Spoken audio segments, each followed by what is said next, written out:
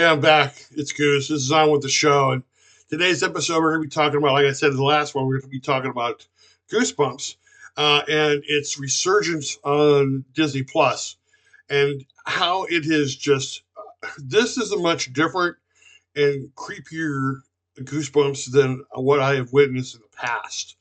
But before we get started in this, reach down, subscribe to the channel, bang the bell for notifications, bang, bang, bang the bell for notifications. Give me a big thumbs up. It will help the algorithm. Share this out to your friends, family, neighbors, and leave me a comment at the end of this. Let me know what you think. Take a quick cup of coffee from my Great America coffee mug. Oh, that feels so good.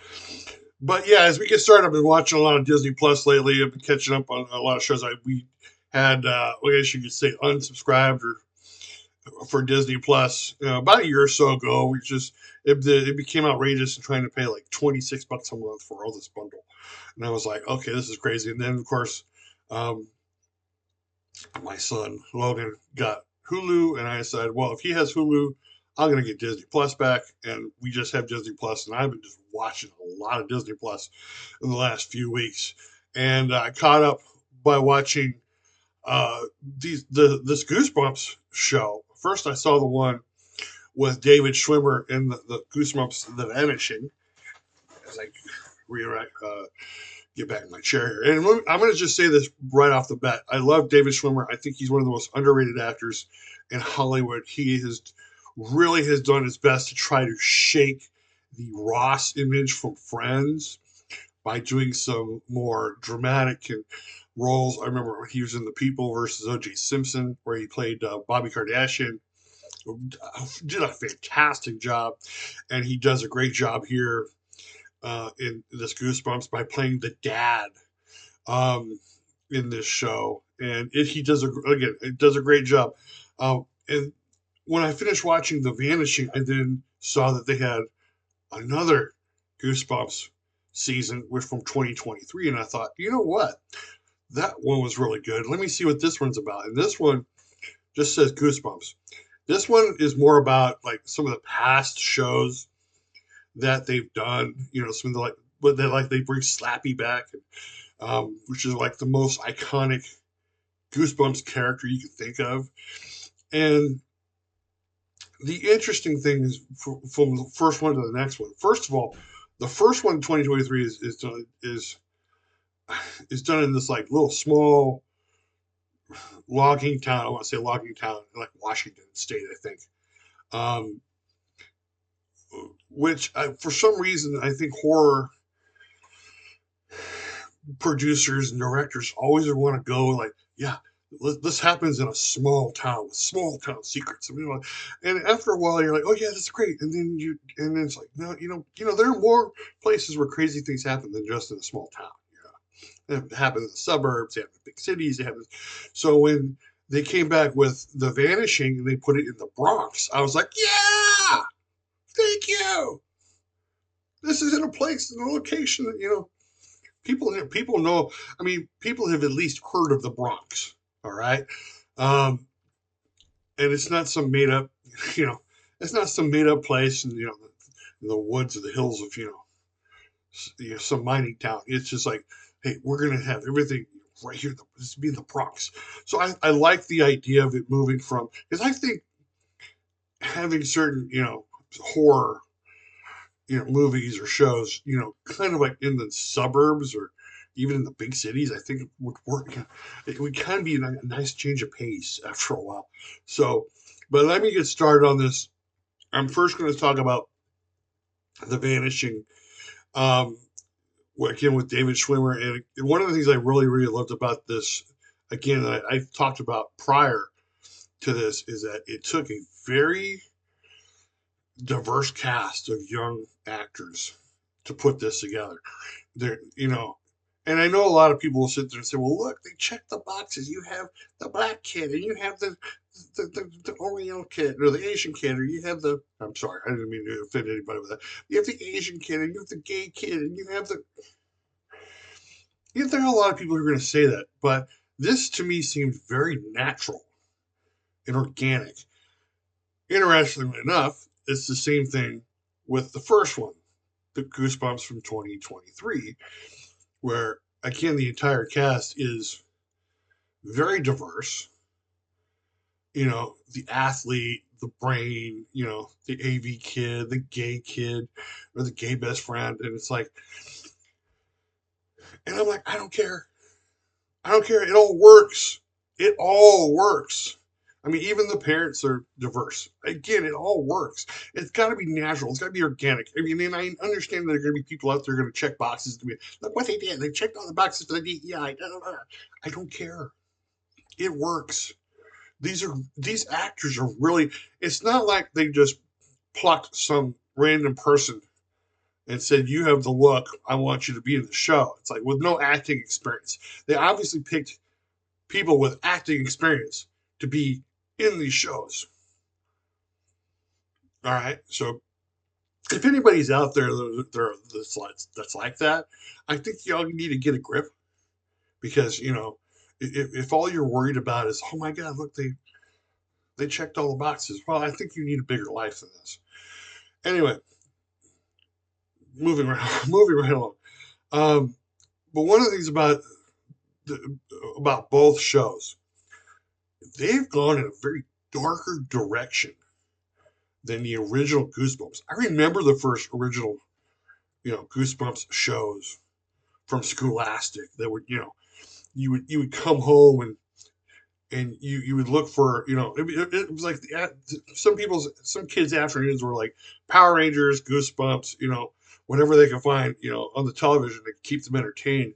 And Goosebumps was like this creepy ghost story type of thing that you would keep kids kind of like, oh my gosh. You would see these episodes, and yet they took that and made it an even more darker show than what it was. I mean, it was clearly being aimed at older teens, young adults, even adults who remembered the first Goosebumps shows were like, "Oh my gosh, this is mature. This has matured so much." Um, that you really really feel like, okay, this is what Goosebumps is really about. It is it is to scare you. It is to really, give you, I mean, give nightmare fuel to a lot of people. Yeah, that's basically what in the Vanishing is. It was all about these group of teens that, of course, vanished, and people couldn't figure out where they. All that happened was their clothes were just left behind. They were gone. Their clothes were left behind, and they keep believing that the teens and the father are like, okay, we need to figure out what's going on here.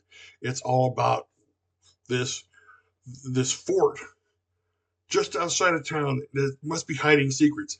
Get get where I'm going with this because it sounds like a government. It's a government thing, i.e., X Files. This basically was like going in the direction of X Files, Stranger Things.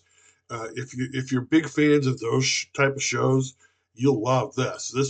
This was really good, and the twists just keep going higher and higher and more, and you're like, okay, you know, uh, this is because it was going in a direction that even I didn't think it was going to go. It did kind of leave, there are a couple of things in my head where like, well, wait a minute, if this happened here, what shouldn't it have happened? But it was almost like, yeah, let's just keep going. You know, those aren't questions we really need to answer here. It's like, whatever's going on is going on. Um, but it involved aliens, alien ship, um, the constant. We have to go back and find answers. The answers are back at the fort. You know, I don't know what all is going on, and it just, and but it's that constant. It's like, yeah, I want to know what's going on. I want to know more. I want to know what the answers are. I got to figure out, what's really going on around here, and it just kept going and going and going. Um, which is the same thing with the first one in 2023. Now, the one in 2023, which is just simply called Goosebumps, and of course, is it's set in a small town, logging town, I guess, in Washington State, and I can't remember the name of I can't remember the exact name of the town, but basically, what happens is that these kids, they decide what they're going to do is have this house party in this haunted house for Halloween. First of all, everybody hearing that idea is like, oh, wow, okay, that's where it all starts. It's kind of like the cliche, you go to a haunted house and crazy things happen, and you don't necessarily are the same when when you leave, which is exactly what happens in this version of Goosebumps. They go and they have a party, a house party in a haunted house where someone died, where there was a huge fire, and each person involved in the party or the planning of it and everything, they begin to have crazy things happen to them. There's one episode that very much is a lot like Groundhog's Day, where this person, keeps repeating the same day over and over and over until they get it kind of right. Another person, they begin to see, you know, someone's chasing them, someone wants them dead, and to the point where their tragedy, happens to them. I'm not going to give away a lot of the details of it, but it's like every person within that group has something strange and bizarre happen to them, to the point where they start to come together and realize that something's really going on, and it all started at that house. So we need to figure out what's going on. Along the way, where the teacher, played by Justin Long, and Justin Long is, again, he's also a very underrated actor, um, who's been in several things. Um, I think one horror film he's been in, I think, was Tusk, where you want to talk about body horror. Oh my gosh, that movie's send chills up your spine. Um, I couldn't even watch all of it. It was so that's how crazy it was for me. But Justin Long does a great job of trying to of trying to play a man possessed, where he's possessed by the ghost, because he ends up, of all things, of course, and again, this is a nice cliche. He ends up becoming the owner of the house where they have the house party, and he becomes possessed by the ghost of the person that last lived there. And of course, that ghost wants revenge on all the people that wronged him, and so it becomes, the interesting thing. I mean, it may sound convoluted, but with every episode, you begin to realize something more is going on, something else is going on. This one is, I mean, it basically took a lot of the more famous episodes of the original Goosebumps and just cranked the horror up a few notches. And I remember, when I'm sitting there with my son, and he's like, "Yeah, I remember that episode. I remember seeing that episode. Oh my gosh, this is, he remembers the older episodes and how this one was like cranked up even more of the horror volume. Um, and it just becomes even crazier and crazier and crazier. But again, both shows do a great job of casting. You know, every one of these kids, and I'm sure they're actually young adults, but they're playing kids. Um, each one of them, you believe wholeheartedly of what's going on, and the reintroduction of Slappy, which if you don't know who Slappy is as far as Goosebumps lore, then you need to go figure this out. But even then, they bring in the lore of how Slappy came to be, and I'm like, oh my gosh, this makes so much sense. This is great. I love this. And again, this was a show. Both shows were something that I want to know what's going on. I had to click on the next episode, and I think I binge watched both shows within a week, because not because I have that much time on my hands, but because it's like, oh my gosh, this show is really good. Um, and as far as horror concepts, even for Disney Plus, it really, really does a fantastic job keeping the creep factor involved in this.